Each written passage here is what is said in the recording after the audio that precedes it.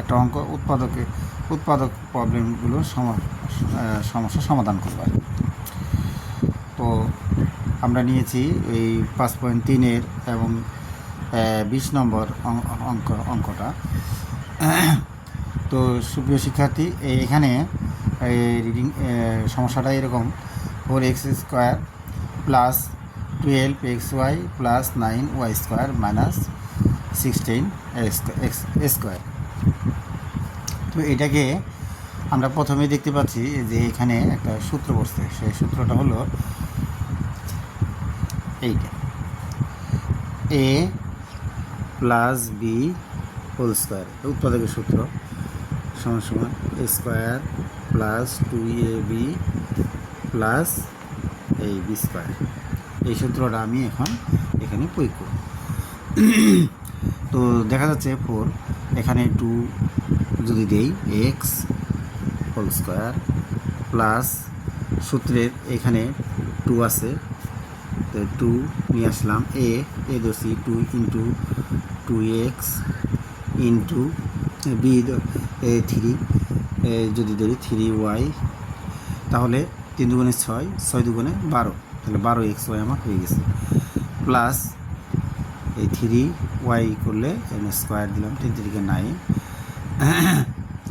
এটা হলো second bracket দিয়ে নিই, মাইনাস এখানে 16 স্কোয়ার। তো এখন আমার সূত্র মিলে গেছে, a² plus 2ab plus b², অর্থাৎ a plus B whole square. আমি এইটুকু নেব, 2x plus 3y whole square minus 4a যদি দিই এটা হোল স্কোয়ার। তাহলে এখন দেখা যাচ্ছে এখানে আরেকটা সূত্র এখন পড়ে গেল, সেটা হলো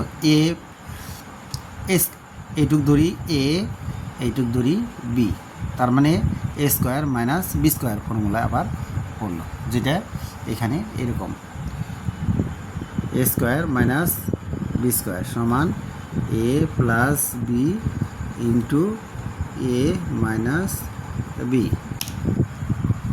সমান সমান, তাহলে a লিখলাম 2x plus 3y plus 4a, একটা আরেকটা লিখব, এখন a মাইনাস বি লিখব, 2x plus 3y minus 4a।